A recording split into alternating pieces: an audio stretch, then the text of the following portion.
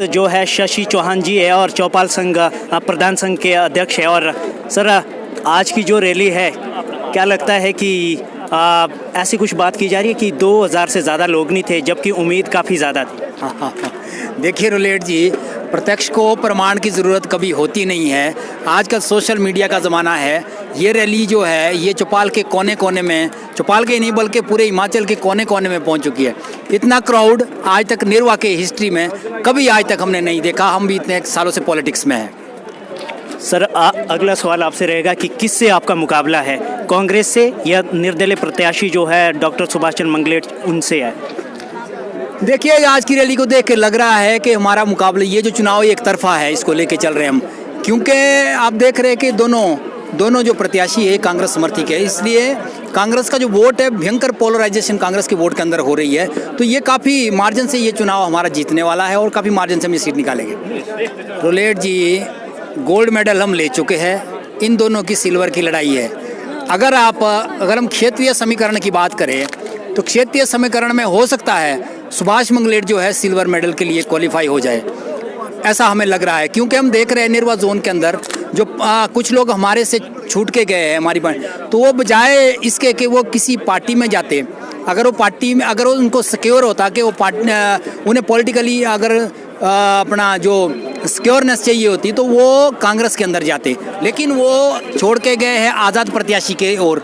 तो हमें लग रहा है कि शायद आज़ाद प्रत्याशी हमारे नंबर 2 पे यहाँ से हो गए।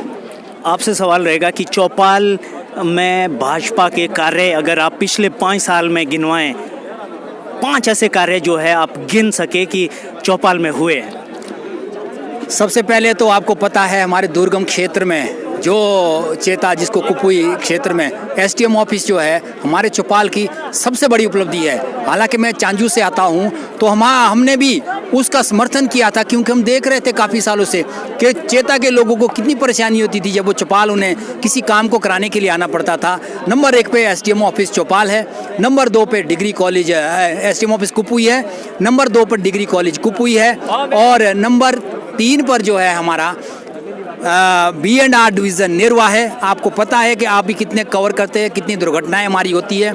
तो समाज से जो एक आवाज़ आई कि भाई सड़कों का सुधार कैसे हो, यहाँ की सड़कें कैसे अपग्रेड की जाए जिससे कि ये दुर्घटनाएं कम हो। आकस्मिक निधन कितने हमारे युवाओं के हो चुके हैं, इसके लिए विधायक ने एक यहाँ पर जो है इस सोच को, समाज की सोच को आगे ले गया और एक यहाँ पर B&R का डिवीज़न जो है निर्वा के अंदर दिया।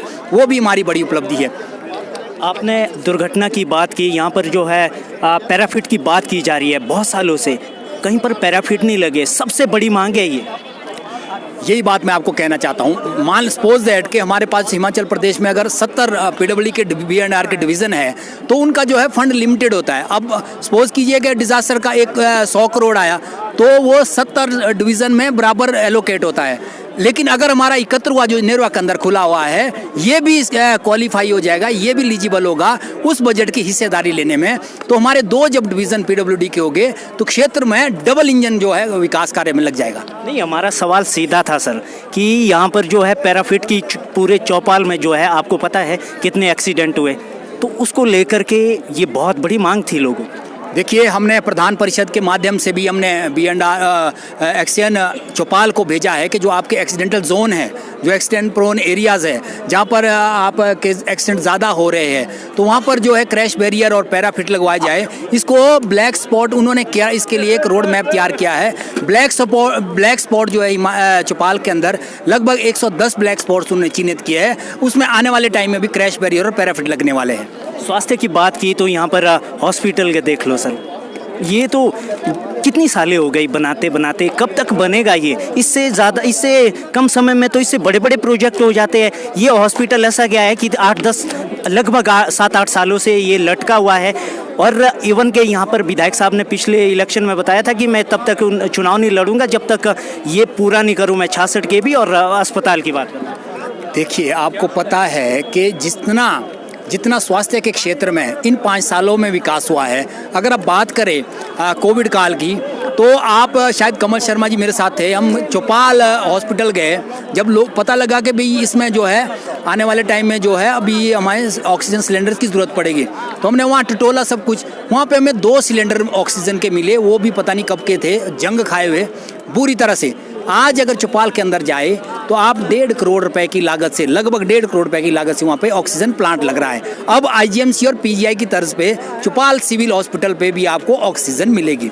उसके बाद बात करते हैं हम नेरवा हॉस्पिटल की, तो आपको पता है, आप तो यहाँ के स्थानीय है, जिससे आप आए दिन जो नेरवा में दुर्घटनाएं होती थी, घायलों को किस तरह बोरों पे यहाँ से राजीव जो चौक है उसके पास से, थाने के नीचे से कैसे बोरों पे उठाकर जो है पुल के पार ले जाना पड़ता था, क्योंकि हमारे पास हॉस्पिटल जाने के लिए एम्बुलेंस रोड नहीं थी।